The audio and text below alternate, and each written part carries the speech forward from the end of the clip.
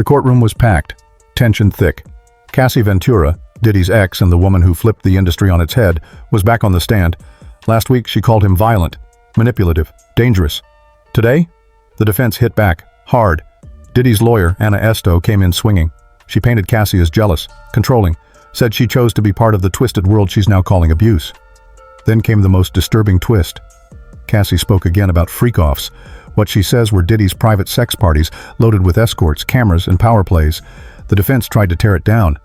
"You could have walked away," they argued, but Cassie didn't blink. Her answer? "I couldn't. He used fear, blackmail, isolation." She said she was trapped inside an empire built on silence. And the next thing she revealed? It shook the room even harder. Cassie didn't hold back. She told the court Diddy once threatened to blow up Kid Cudi's car, all because he found out they were seeing each other. Silence hit the room like a brick. This wasn't jealousy. This was power, paranoia, control. Diddy's not facing some minor charges. He's staring down sex trafficking, racketeering, coercion, the kind of charges that could lock him away for life. The trial's just heating up, 6 more weeks to go. But after today, the fight is crystal clear. Cassie versus Diddy, truth versus power. And this isn't just a scandal. It's a reckoning, not just for Diddy, for the whole music industry. And the next revelation, it's going to hit even harder. Is she ready? Very ready and confident. Thank you. Among other things, the singer is expected to address the 2016 video of Combs attacking her. Cassie was back. The courtroom froze as she walked in, every eye locked on the woman who once stood beside Diddy, and now might take him down. This wasn't just another witness. This was the center of the storm. And today, she was expected to speak on the one thing no one could ignore: the 2016 hotel video. The footage that allegedly shows Diddy attacking her when they were still together. What happens when that video hits the courtroom? The next move could shatter everything. In there, Rachel, she had on a brown dress, form-fitting, visibly pregnant, head held high, and did not make any eye contact with the defendant, with Sean Combs. She said that Sean Combs directed everything from what she had on, to the lighting in the room, to how she was supposed to interact with the person that she was having sex with. And again, just to reiterate what is a freak-off, the freak-off essentially was something that Cassie said she learned about through Sean Combs about a year into their relationship. He described it as voyeurism, wanting to watch her have sex with someone else. And she said that she did it because she was 22, 21, she was young, she didn't know any better, and that she wanted to please Sean Combs. Among other things, the singer is expected to address the 2016 video of Combs attacking her in a hotel when she was his girlfriend.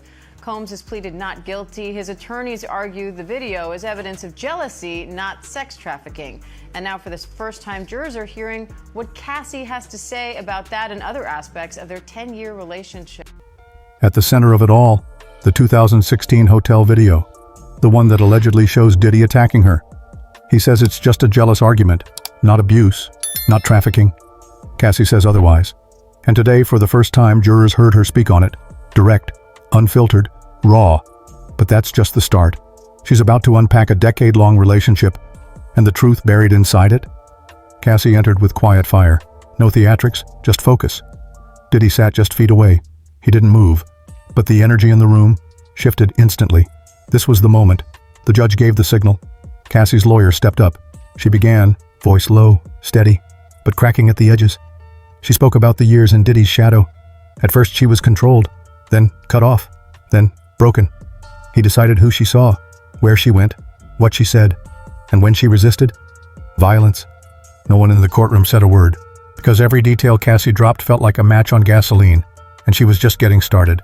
At some point in time, she actually had said that she looked forward to the freak-offs. Why did Cassie express looking forward to these said freak-offs? When the prosecution asked her, was there ever a time that you enjoyed the freak-offs? This is when Cassie got choked up and she said, I did, but only because I got to spend one-on-one time with Combs, and I really did love him. And that is speaking to the psychological abuse, in addition to the physical abuse that she potentially experienced. Yeah, she's definitely laying out someone who was young, who was influenced by wanting to have this record career. She signed a 10-album deal with Bad Boy Entertainment, led by Sean Combs, and basically describes being enamored by Sean Combs, loving him, not knowing about certain things sexually, and him sort of telling her, teaching her about that.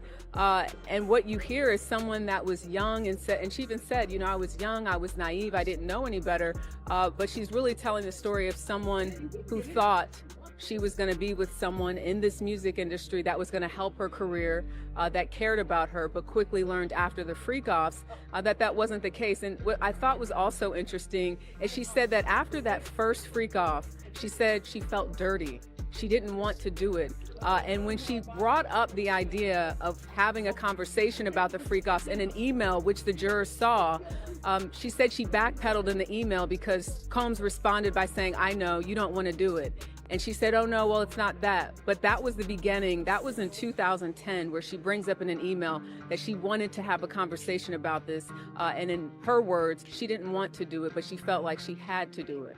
Well, Diane, prosecutors have wasted no time getting right into the alleged abuse that Cassie Ventura says she endured for years. Ventura telling jurors, quote, "He would bash my head, knock me over, drag me, kick me, stomp me in the head when I was down." She also got into the nature of those so-called freak-offs, saying that they involved hiring an escort and they performed under the direction of Combs, saying that they happened so frequently it eventually became a job for her to set them up. Ventura said she did not feel she had much of a choice but to participate, that she feared that Combs would retaliate or potentially blackmail her if she did not. And she's had at times to she's taken deep breaths, pausing her testimony, Combs appearing to be listening pretty passively. Cassie painted a nightmare, trapped in hotel rooms, nights no woman should endure. She named it slaps, shoves, threats, violence that tore her down, eggshells underfoot, waiting for the next explosion. Diddy, stone cold, no reaction, just silent, looming power. But Cassie? She didn't back down. Her testimony stretched on, hours of unfiltered truth. Every moment peeled back another layer of a dark, hidden world. Cassie broke down. She told of a night when Diddy smashed a glass, shards flying, anger exploding. He yelled that no one else would want her, that he built her, and could destroy her just as fast. She described the emotional blackmail, the toxic control stretching nearly a decade. The court learned Diddy allegedly paid off silence, hotel staff, security, friends, anyone who might expose him. Fear was his weapon. For years it worked. Then came the night she feared for her life. She didn't say what happened, but everyone knew.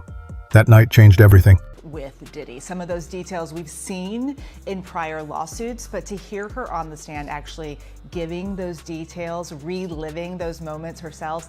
Also, you have to remember, she's very pregnant right now.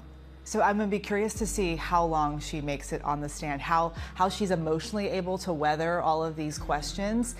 And what's going to be interesting to watch is, the defense from the very start in their opening statement said that she chose to be there. So I'm going to be curious to see how she responds to questions about, was this her choice or did she feel like she had to do all of these things? I think what made Cassie emotional is having to describe the details of the freak-off and why she did it. When she talked about wanting to do it to please Sean Combs, that's when she broke down. Up until that point, she had just been answering the questions. She's a little soft-spoken at times, but that's when she got emotional. When she had to answer the question about if she enjoyed it, that's when she broke down, because she said, "I enjoyed being with Sean Combs." And she says, "I did it because it made him happy." What did the expressions of the jurors look like? The jurors are laser focused on what Cassie has to say. And that's to be expected, right? Because she is the person who will likely be on the stand, according to attorneys, for 2, maybe 3 days. She's the one that was in the relationship with Sean Combs for over 10 years. So she's got a lot to say, and she's just getting started. Just how important is Cassie's testimony to the prosecution? I think it really connects the dots, Rachel. When you look at that initial indictment and what's being alleged, she really is the person that has probably the most information about this idea that the prosecution says, which is creating a criminal enterprise for Sean Combs' sexual desires. Something else that the jurors saw today that sort of connects it back to this alleged criminal enterprise are 7 photos of people that were very close to Sean Combs, one even his former chief of staff. And these were all people that Cassie Ventura was able to name and explain the functions in terms of what they did: security, driver, chief of staff, someone that handled financials. So it's showing that she knew some of these people, again, because she was with him, around him for so long. Cassie packed up, walked out. But the fear? It stayed. Her team dropped bombshells, photos, texts, voice memos, pieces of a twisted puzzle. One text from Diddy: "You think you can leave me and just live your life? You're mine. Don't forget that." The courtroom gasped. More proof piled up. This wasn't just a messy breakup. This was a long game of control, power wielded like a weapon. When asked what she wanted from this trial, Cassie didn't hesitate. "I want the truth.